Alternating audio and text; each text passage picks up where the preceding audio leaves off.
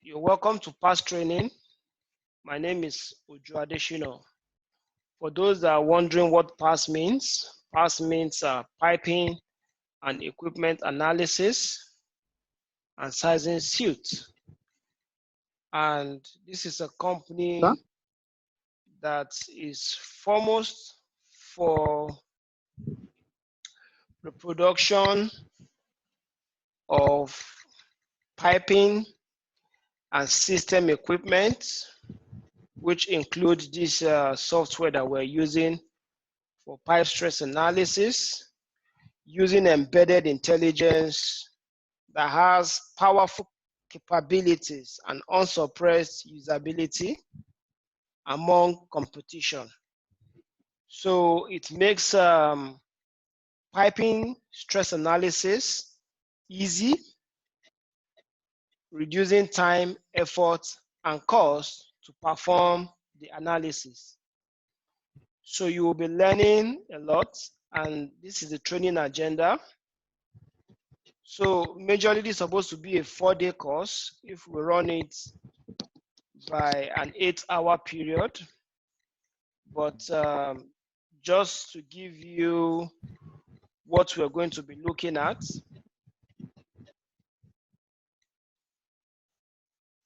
we're going to be looking at roughly within 24 to within 48 to 36 to 48 hours for this model. And today we'll start with the overview, where you'll be learning about the available codes, configurations, and modules available on PASS StartProf. Then when we're done with that, we'll move on to creating piping models, where we'll be learning how to create a new project, and all this outlined under module 2.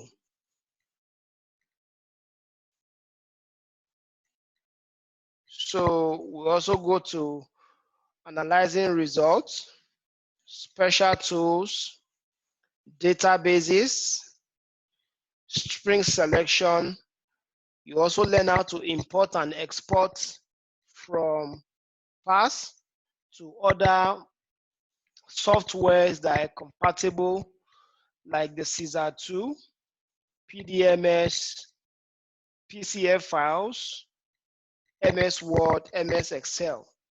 You can import and export, and we're going to learn how we're going to do that as we go along. All right, please, all the microphones should be muted. I muted it on purpose because of the recording session. Don't unmute yourself.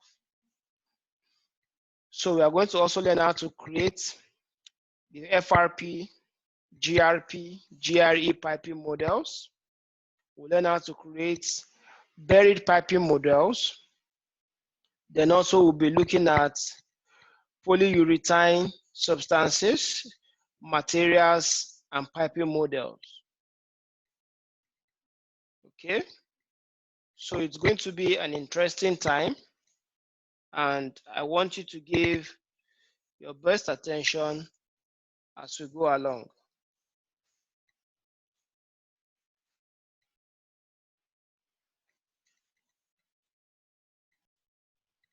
Okay, so once more, my name is Adeshino Ojo, and I'm the MD of AIGE Limited, official distributor for PASS for the African region. And I'm going to be handling the overview of PASS StartProf training, which is going to be starting about now, to give you an overview of how PASS StartProf started and the capabilities of the software. So this is my table of contents. So today I'm going to be covering the history of StartProf development, the available codes that are available to StartProf configuration, creating a pipe model in StartProf, all the available function and tools, then modeling of pipe restraints if time permits. But we are going to be looking majorly into this number 1 to 3 today. As time goes on, we'll go downward towards the table of contents and finish this in subsequent trainings. Thank you. So, the start of development for StartProf started in the year 1965 by the MD of past StartProf in Russia, and this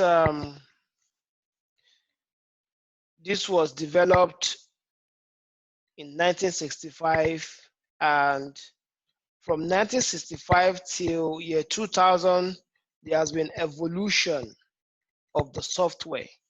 Okay, so for those of you, okay, all of you are engineering graduates, and you must be used to Fortran. So this MEX 2 and MEX 3 tool is comparative to Fortran that we studied in the Nigerian university. But this is what is being called in Russia. Then in the year 1976, there was greater evolution, mostly in processing of the system, whereby the ES 1040 IBM system mainframe computers is now being used. All right. Then in the year 1992, MS-DOS was developed, and StartProf was integrated to be used on MS-DOS. And then in the year 2000 till date, StartProf has evolved from being used on Windows 95 to Windows XP, Windows 7, Windows 8, and currently Windows 10. So we can see that StartProf has been in the market for quite a while. If you check the time from 1965 till date, it's quite some years. And you can see where we started with this picture here and how we have evolved over time. So, moving ahead. These are the available codes that is compatible with StartProf, all right? So some of these codes we use in Nigeria, some of this code we don't use in Nigeria. But this is just to tell us all the available codes that is compatible and can be configured using StartProf. So all these codes are important just also to let you know the footprint of StartProf globally, okay? And this presentation has not been updated because we still have some new additional ISO codes that has been inaugurated or configured into StartProf. So here we have the ASME B31.1, okay? And country of origin is US. That we have and we use in Nigeria. So it is used for power pipings, and it allows bearing of pipings, okay? So it has design temperatures and pressures, and the product which it carries, which is water and steam. The material which is made of is steel and non-ferrous metals. So this is compatible with StartProf. You might want to jot down some of these codes so that on your own, you can look into these codes in details. The codes are available in ASME website for purchase and download. We also have the B31.3, also US origin, and it's a process piping. This does not allow for bearing, all right? And what it carries, it can carry any form of product, be it water or steam or even solid, as the case may be. and it is made of steel and non-ferrous metal. Next, we have the B31.4, also from the US, carries liquid transportation, and such pipe can be buried. Next, we have B31.5, we have B31.8, B31.9, all right? B31.5 is applicable for refrigeration piping and heat transfer. So if you go into big malls, okay, like the spa that we have in Nigeria here, when you look up the roof, you will see some form of pipings, all right? So those are the kind of pipings that can also be modeled using StartProf. And if you are to model such pipe, the code that you will use is B31.5, and that is available on StartProf. All you need to do is to put in the temperature and specify the gas that you want to flow in it, and you can use StartProf to analyze the stress concentration that you will get in such pipings. And even before that, you can use StartProf to design such piping system. Also, you have the B31.9, which is used for building system pipings, things like your trunkings, things like some of the pipings that is used for foundations or for pillars. All these can also be modeled in StartProf, all right?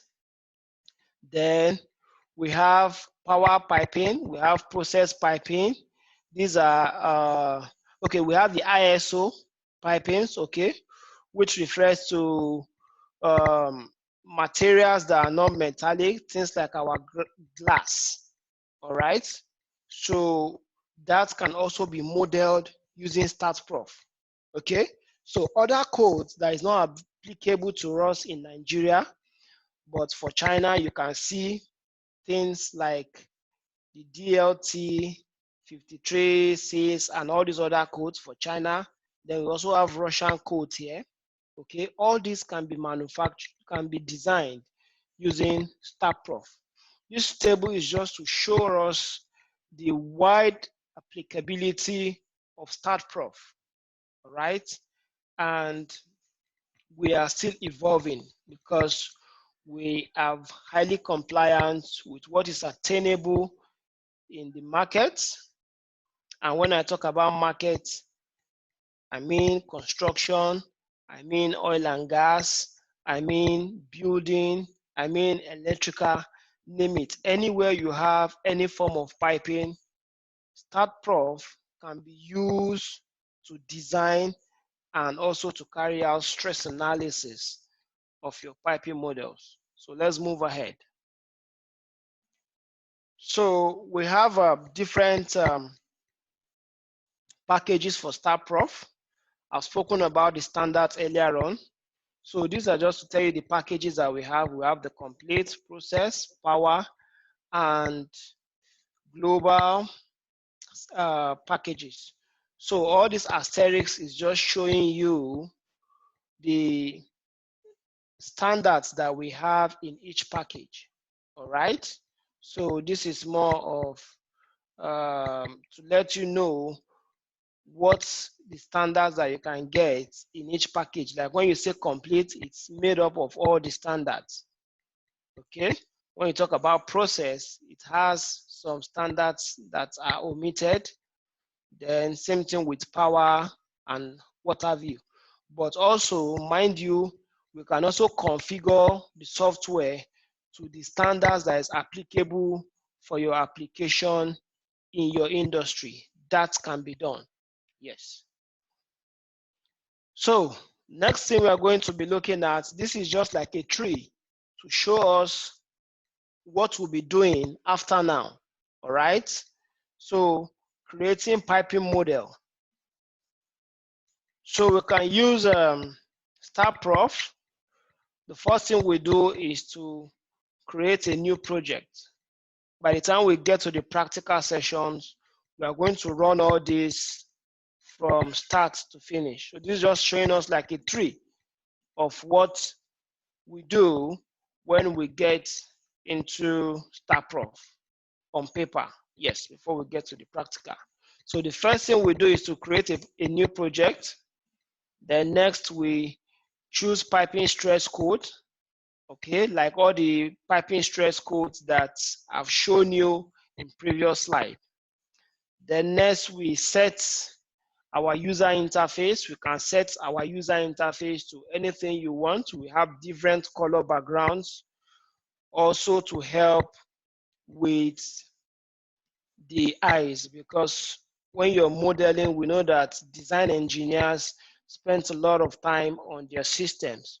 So it's important for us to create a balance so as not to develop eye problem while working with StartProf. So there are different interface settings that you can have with different color and transparency depending on your illumination with your system and your surrounding.